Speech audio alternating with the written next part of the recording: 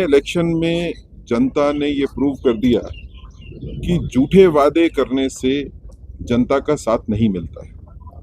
कुछ देर के लिए आप जनता को जरूर गुमराह कर सकते हो, लेकिन ज्यादा देर तक गुमराह करना जो है वो पॉसिबिलिटी नहीं है। तो जिस तरह की पॉलिटिक्स आम आदमी पार्टी जो है वो दिल्ली में करती आई है, जिसमें झूठे वादे करने लोगों को और फिर उन वादों को पूरा नहीं करना, अब जनता ये समझ गई है कि झूठे वादों के सहारे पॉलिटिक्स नहीं होती।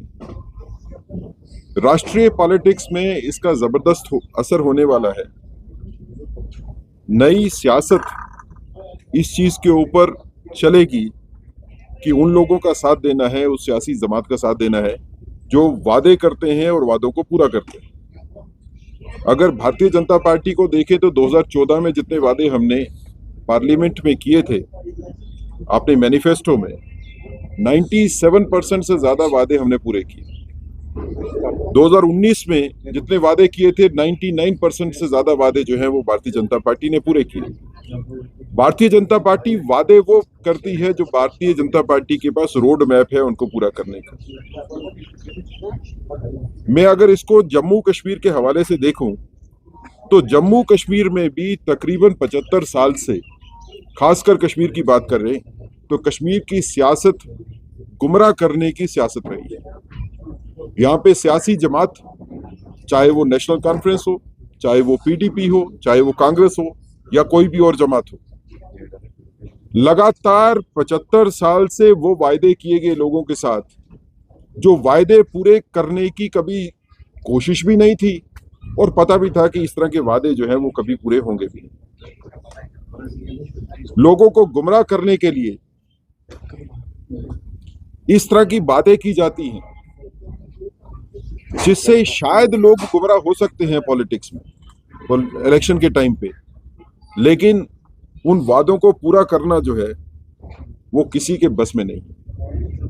आज जम्मू कश्मीर की रियासत बदली है। लोगों ने 370 के खत्म होने के बाद जो है वो रियासत में सियासत का असली रूप देखा है कि जहां पे जिसकी बात की जाती है वो बात पूरी की जाती है। लेकिन आज भी अगर मैं देखता हूं तो आज भी लोगों को गुमराह करने की पॉलिटिक्स कम नहीं हुई।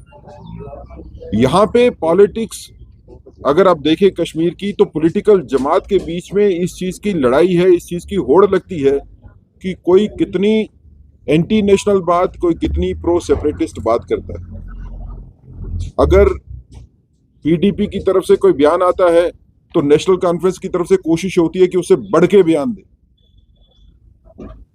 लेकिन इस बयानबाजी के चक्कर में जो आम जनता पिस जाती है उसके बारे में कोई सोचता नहीं। अभी आज के दिन में भी अगर आप बात करें तो बिजनेस रूल्स के ऊपर भी सियासत की जा रही है कि बिजनेस रूल में ये रेफरेंस नहीं है कि स्टेट ऑफ जम्मू कश्मीर का कॉन्स्टिट्यूशन क्या था। बिजनेस रूल्स जो है इसके बारे में बात नहीं करते 5 अगस्त 2019 के फैसले के बारे में। और अगर एक पार्टी इसके ऊपर बयान देती है तो दूसरी पार्टी उससे बढ़कर बयान देती है, बगैर इस चीज को सोचे हुए कि सियासत में आपको असल जिंदगी के साथ रहना होगा। जो कॉन्स्टिट्यूशन अब है ही नहीं, ये स्टेट नहीं है, अभी यूनियन टेरिटरी है, स्टेट बनेगी तो कॉन्स्टिट्यूशन तो जम्मू कश्मीर का नहीं है, कॉन्स्टिट्यूशन तो इंडिया का है जो चलेगा यहाँ पे। अगर ये स्टेट बन भी गई तो स्टेट कॉन्स्टिट्यूशन वाली नहीं बनेगी, अभी इस कॉन्स्टिट्यूशन तो भारत का ही रहेगा इस पे। तो हमारा ये मानना है कि कश्मीर की सियासत को भी अब समझना पड़ेगा, कश्मीर की सियासी पार्टियों को भी समझना पड़ेगा, उनको सबक लेना पड़ेगा जो दिल्ली में हुआ है कि आप जब वादे करते हो तो उन्हीं वादों को करिए जो वादे आप पूरे कर सकते हैं।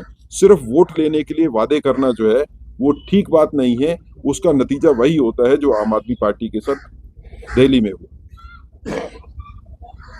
जम्मू कश्मीर में इलेक्शन हुए, मैनिफेस्टो जारी हुआ, भारतीय जनता पार्टी ने भी मैनिफेस्टो जारी किया और हमने रोड मैप दिया कि ये वादे हैं, हम इस तरह से इसको पूरा करेंगे। कश्मीर में उसके खिलाफ नेशनल कॉन्फ्रेंस ने भी एक मैनिफेस्टो जारी किया। मुफ्त बिजली भी थी, रेगुलराइजेशन भी थी, बाकी काम भी थे। आज नेशनल कॉन्फ्रेंस की गवर्नमेंट को बने हुए 4 महीने से ज्यादा हो गए। कोई एक बात बताइए, एक भी वादा जो है उन्होंने पूरा किया?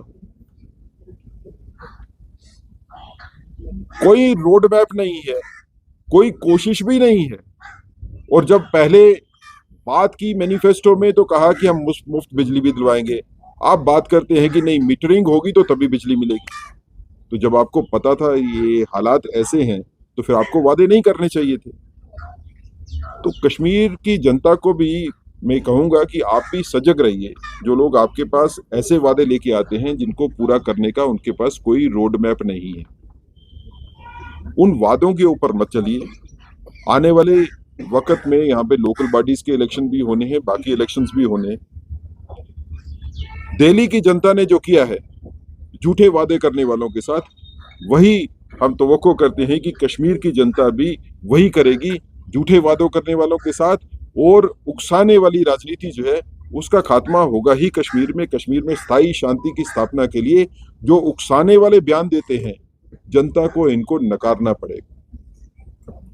ऐसी बात है कि सारे का सारा कंट्रोल जो है वो एलजी साहब के पास है, ये तो गलत बात है। तो अगर आप इसको धरातल पे देखेंगे, जमीन पे देखेंगे तो ये बात नहीं है। जब तक नहीं मिलेगा तब तक तो सीएम के पास कुछ पावर्स, सीएम के पास जो है कुछ ही पावर्स है, जैसे होम जो है वो सेंटर के पास है, और एलजी साहब के पास कुछ पावर्स जरूर हैं आईएएस और आईपीएस जो है ऑफिसर्स के बारे में। बाकी सारी की सारी पावर्स तो जो है वो इलेक्टेड गवर्नमेंट के पास है।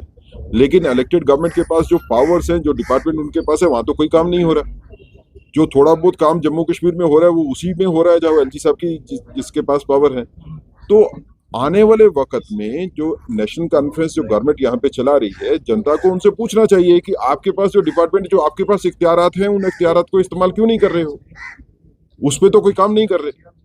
तो हमारा ये मानना है कि जब आप सियासत में भरोसा दिलाते हो लोगों को तो उस भरोसे को तोड़ना नहीं चाहिए, और जो भरोसा दिलाते हो उसी चीज पे भरोसा दिलवाइए जो आप काम करके ला सकते हैं।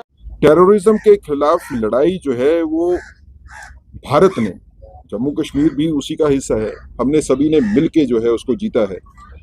और खासकर कश्मीर की बात करूं तो कश्मीर के लोगों ने बड़ी कुर्बानियां दी हैं इस लड़ाई को जीतने में। लड़ाई की जीत के बाद कंसोलिडेशन जो है बहुत जरूरी होती है। तो अभी हम जीतने के बाद कंसोलिडेशन के फेज में हैं। किसी भी तरह से जल्दबाजी जो है वो हालात को फिर बिगाड़ दे, मुझे नहीं लगता है कि ये समझदारी की बात होगी कि जब तक हम कंसोलिडेशन जो है अपनी प्रॉपर फिक्स नहीं कर लें, उसके पहले जो है स्टेट बना दे जल्दबाजी में और हालात को फिर खराब होने दे, वो नहीं होना चाहिए। लेकिन उसमें जितनी ज़रूरत है सिर्फ उतना ही वक्त लगेगा, इतना हम आपको भरोसा दिलवाते हैं। उसमें ताकीद नहीं होगी, जितना अगर ज़रूरी है उतना ही टाइम लगेगा, उसके आगे नहीं जाएगा। See that Kathua incident where one person Makhan Din, he committed suicide after alleging that he had been he had to face atrocities of police, is something which BJP is very seriously viewing it.